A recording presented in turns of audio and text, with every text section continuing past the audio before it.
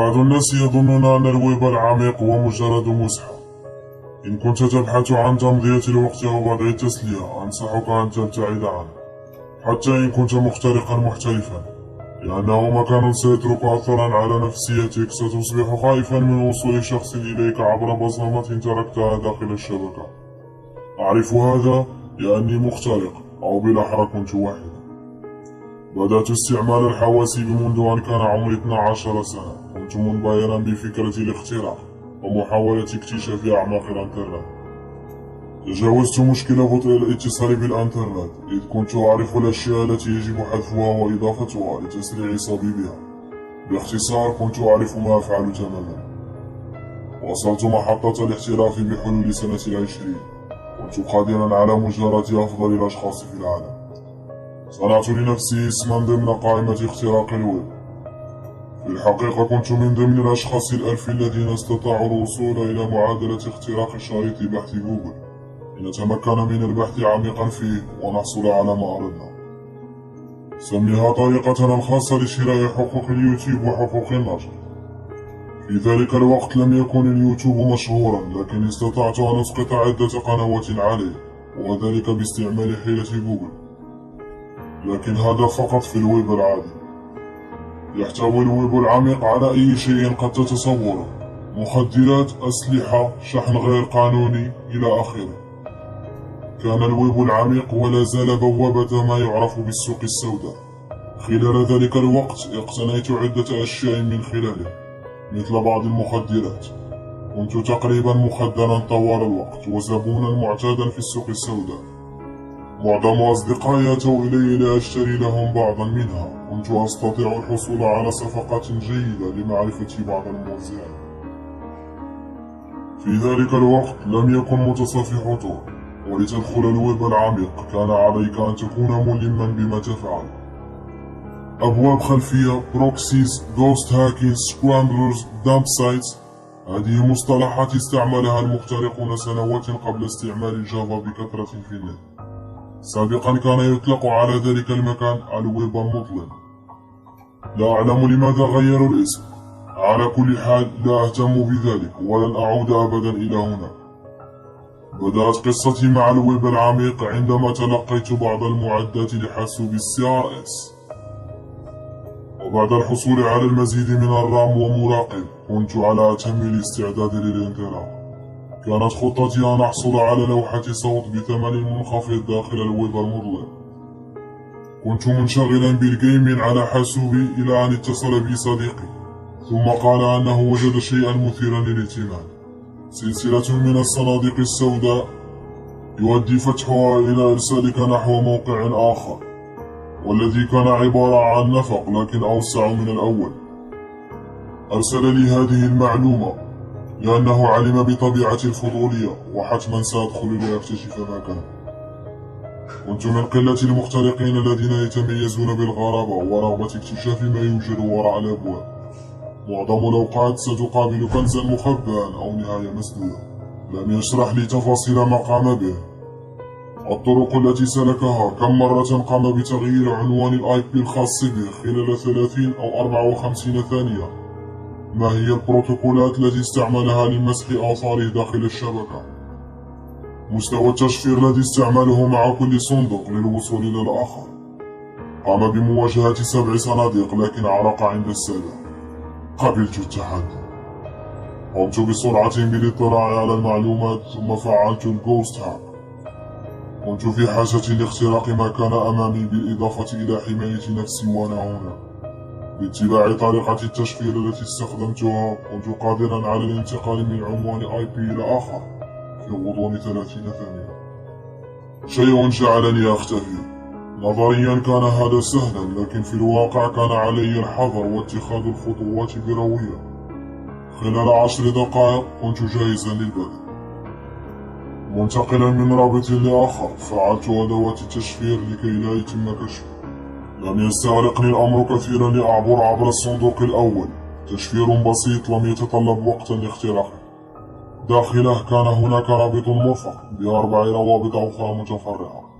علمت أن صديقي عبر الرابط الثاني، لكن فضولي دفعني لاختيار الأول. خلال 3 دقائق علمت أنه طريق مسدود، لذلك قمت بالعودة وقررت ألا أحيد عن المسار الذي سلكه صديقي. خلال 30 دقيقة عبرت من خلال الصناديق ال6 مواجها الصندوق السابع.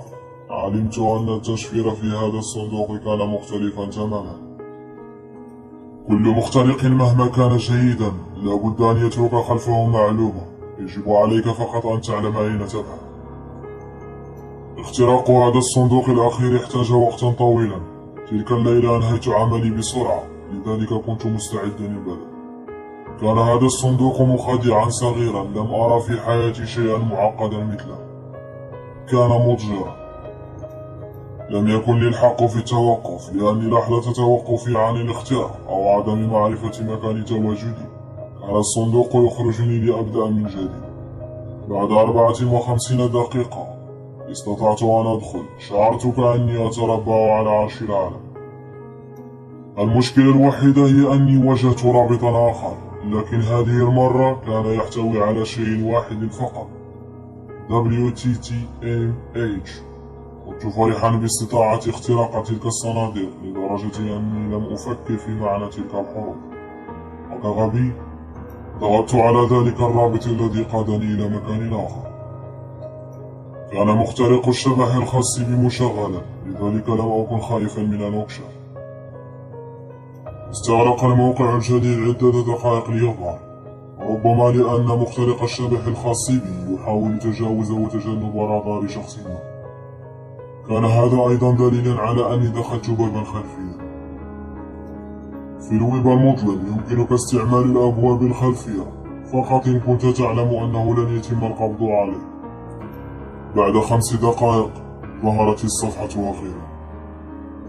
بدأت بسماع موسيقى كرنفال غريبة بالخلفية، ثم ظهرت نافذة عبر شاشتي كتب عليها بأحرف كبيرة: مرحبا بك في منزل القلق. باستماعي لعدة قصص صغيرة عن مثل هذه الأماكن ظننت أني سأجد ثوار أو منظمات يسوقون أفكارهم المتطرفة. تمنيت لو كان ذلك، تمنيته أكثر من أي شيء. فجأة فتحت نافذة من المتصفح الخاص، ثم بدأ شخص ما بكتابة رسالة. لن أنسى طريقة انقباض قلبي في تلك اللحظة. كانت الرسالة كالتالي: مرحبا بك في منزل القلب، منزل الراحة والأفراح. ستجد أي شيء هنا، أشياء تفوق تصوراتك. هل ترغب في جولة إرشادية؟ على الرغم من اهتمامي، لكن لم أريد التجول داخل هذا المكان بمفردي. على ما يبدو أن المسؤول يراقب تدفق المعلومات وسيسهل عليه كشفي. لا شكرا، رددت قائلا. إذا فأنت تعرف طريقك داخل منزل القرن. لا أظن أني رأيتك هنا من قبل. لقد أرسلت من طرف صديق، ومصدقا أني كذبت بتلك الطريقة العفوية، لكنني ارتعبت. شيء ما قال لي أن هذا ليس ببرنامج، إنما هو شخص حقيقي. علمت أني سحبت عميقا في النت المظلم أكثر مما فعلت سابقا. سيتهمونني حيا إذا أعطيتهم سببا واحدا للشك في مصداقية ما أقول. رد قائلا: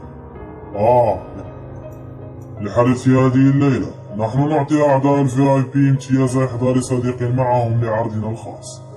حدث؟ كان هناك حدث؟ قررت أن أجاريه وأن لا أسلم نفسي. قلت له: نعم، ذلك ما حدث لي بالفعل، كما أني آسف لدخولي عبر الباب الخلفي، لا أعرف طريقي هنا، لذا سأقدر فعلا بعد المساعدة. رد قائلا: على كل حال لن تتمكن من رؤية الطريق وأنت مجرد ضيف. الدخول إلى منزل القرب يتم عبر دعوة رسمية أو أن تكون أحد أعضاء الموقع. هذا يفسر لماذا لم أتعرف على الIP الخاص به. صدمت لما قال. يا إلهي، أستطيع رؤية الIP الخاص بي. هذا عناء لم أعطل مغير الIP سابقا، كان ليراه بعد 30 ثانية. مفزوعا دخلت نافذة التحكم ووقفت مخترق الشبح من العبث بالIP الخاص بي عند مروري إلى منطقة أخرى. حدقت في الIP الذي أظهر أني من تركيا إلى أن ظهرت رسالة أخرى. فهمت. على كل حال سيبدأ الحدث قريبا. اتبع هذا الرابط عندما تكون مستعدا. المحادثات مجانية، لكن جودة الصور ستكون ضعيفة لأنك لست عضو VIP. فهمت؟ لا تنسى أنك إذا تلقيت أكثر من تحذير سيتم طردك. لك الحرية أن تغادر قبل بدء الحدث، لكن ما إن تدخل فلا يمكنك العودة إلى منزل القائد. تم حفظ IP الخاص بك في حالة أردنا إرسال دعوة إليك في المستقبل. لن نكون مسؤولين عن أي أضرار جسدية، نفسية أو عقلية التي قد تتعرض لها بحضورك لهذا الحدث. هل فهمت القواعد؟ علمت أني أقدمت على فعل أخطر شيء في حياتي. رددت قائلا: نعم، لقد فهمت. ممتاز. وكما سبق ذكره، اضغط على الرابط لينقلك مباشرة إلى مكان العرض. شكرا لقدومك. استمتع. كل ما فعلته بعد ذلك هو التحديق بالموقع إلى أن ظهرت ساعة تعلن أن العرض سيبدأ بعد دقائق قليلة. شككت أني لازلت مراقبا. ضغطت على الرابط الذي نقلني إلى صفحة أخرى بدت كمسرح بستاراته وديكوره. كان بإمكاني سماع صياح الجمهور وسعال شخص ما من وقت لآخر. كنت منبهرا بالعمل الرائع الذي قاموا به. قبل 10 دقائق من الانطلاق ظهرت نافذة أخرى على شاشتي، هذه المرة أكبر من السابقة. ثم بدأت أسماع تظهر عليها. كان بديهيا أنها مجموعة محادثة التي ستسمح لنا بالتحدث خلال العرض. بدأ الأشخاص بتحية بعضهم على الفور. لم أختر اسما لي بعد، لكن ظهرت كأنونيموس 10235. شغلت موسيقى بيانو منخفضة. بعد ذلك فتحت الستارات لتظهر شاشة فيديو تنقل أحداثا مباشرة. كانت الكاميرا مغلقة. بدأ الناس بالتحدث عن الحدث وعن ما سيجري خلاله، لكن لم يعطوا أي تفاصيل دقيقة. ربما هي قاعدة لعدم التحدث عن ما يجري في هذه العروض. لم يكن يحدث شيء، لكني كنت مرتعب. في تلك اللحظة كان علي أن أخرج من ذلك المكان، لكني لم أفعل. لاحظ شخص ما أني لم أقل أي كلمة، ثم قال: أتظنون أن أنونيموس ترك حاسوبه ليقوم بشيء ما؟ قال شخص آخر: هاي، أي نعم، أين أنت؟ قل شيئا أيها الغريب الغبي. شعرت ببرودة تعبر عبر جسدي. وضعت أصابعي على لوحة المفاتيح. غيرت اسمي أولا، ثم انتقل عقلي إلى أسلوب الاختراق. رغم أني كنت لا أزال مرعوبا، قلت له: سأقول شيئا عندما يكون لدي شيء لأقوله، ولن يكون كثيرا لأن العرض على وشك الانطلاق. انطلقت بعض الآهات والضحكات في الخلفية. لم أكن لأصبح مغرورا بعد ردي بإجابة ذكية، ليس وأنا داخل نطاق غير معروف كهذا. صراحة كان علي المغادرة، لكني كنت خائفا من تسليم نفسي بسهولة، خاصة بعد أن فتحت فمي الغبي. ظهرت بعد ذلك عاصفة من الردود، عامة أشخاص يقومون بالعد العكسي. العرض على وشك البدء. ظهر شخص يضع قناعا على الشاشة، قناع أسود بعينين زرقاوتين عليه فرو كثير، كما ارتدى رداء مخططا بالأخضر والأحمر، ويحمل عصا طويلة ألصقت على طرفها جمجمة فضية. مساء الخير سيداتي وسادتي. لكل الأعضاء العائدين، أنا مسرور لرؤيتكم من جديد. بالنسبة للقادمين الجدد، أرحب بكم في منزل القائد. أنا مضيفكم هانس تويلايت.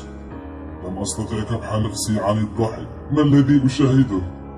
كنت مرتعبا من عرض غريب الأطوار هذا. شغلت موسيقى خافية في الخلفية، ثم اتكأت على كرسي. لدينا مفاجأة مخبأة لكم هذه الليلة. هل أنتم مستعدون لبداية عرضنا الصغير؟ وعلى الفور امتلأت صفحة المحادثات بتأكيدهم استعدادهم لرؤيته.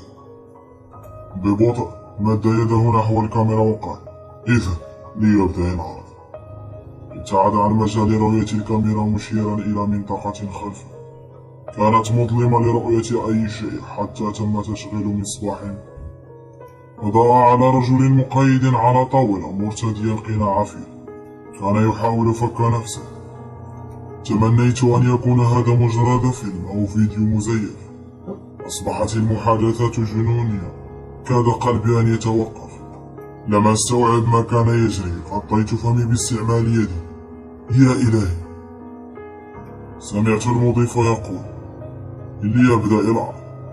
قمنا بإجراء قرعة لاختيار من سيقوم بإعدام هذا الرجل.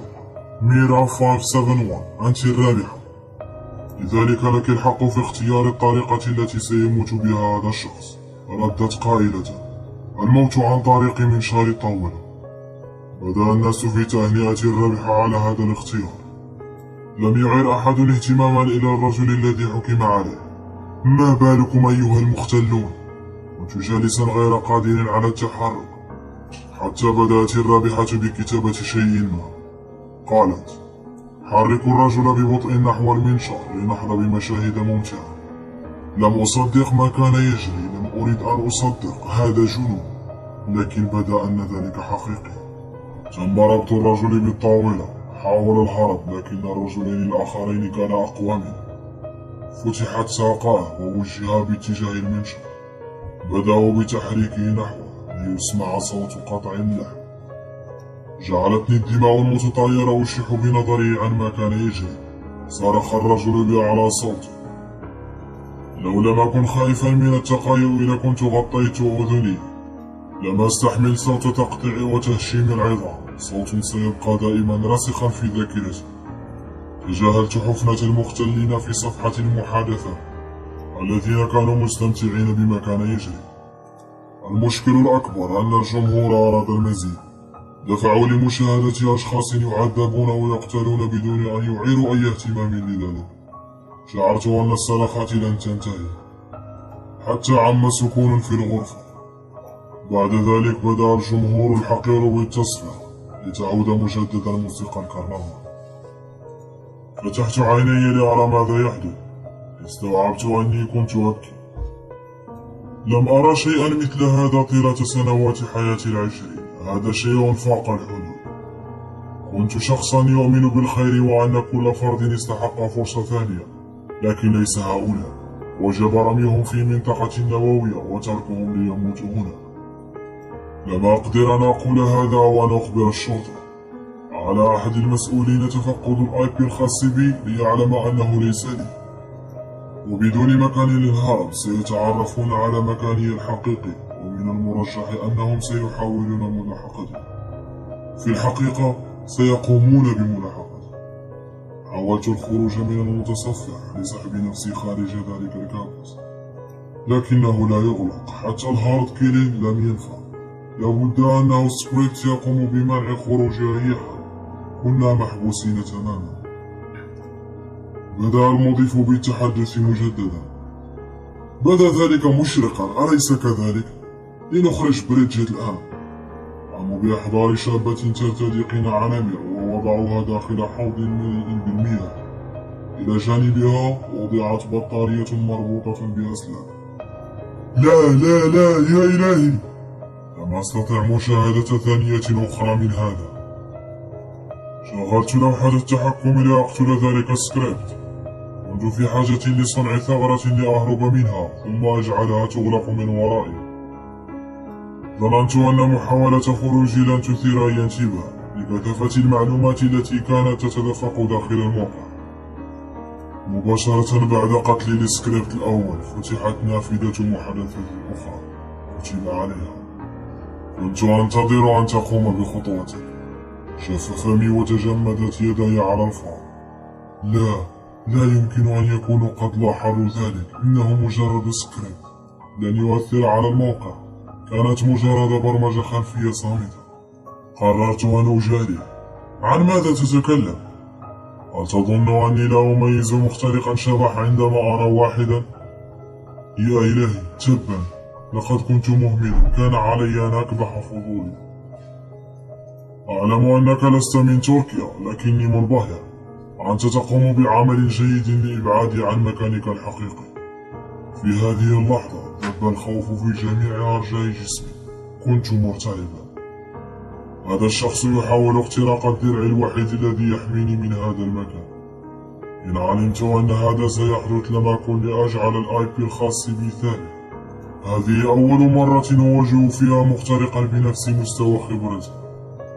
لم أعلم ما سيحدث لي لحظة القبض عليه، لكني لم أهتم. قطعت التيار عن الحاسوب، سحبت كل محتوياته، أحرقتها لألقي بها. وأنا أقوم بذلك دخل زميل غرفتي ليسألني عن ماذا كنت أفعل. قلت له من الأفضل أن لا يعرف. لمدة 6 أشهر لم أقترب من أي حاسوب خارج ملكية مدرستي. مسحت كل معلوماتي على الإنترنت، رسائل، ملفات، حتى الرسائل التي تداولتها خلال المدرسة المتوسطة. فعلت كل ما أقدر عليه لأمحو وجودي من على الإنترنت. كما توقفت عن الاختراق. لم أخبر أحدا بما حصل، وربما من الأفضل أن لا يعلموا. لا أعلم إن كان ذلك المكان لا زال موجودا. في الحقيقة لا أريد أن أعرف. تعلمت أشياء عدة من ذلك المكان، وتمنيت أن لا أرى في حياتي رسالة تقول مرحبا بك في منزل القلب. إذا أعجبك الفيديو اضغط على زر لايك، وتابعنا على قناتنا لمزيد من القصص الممتعة.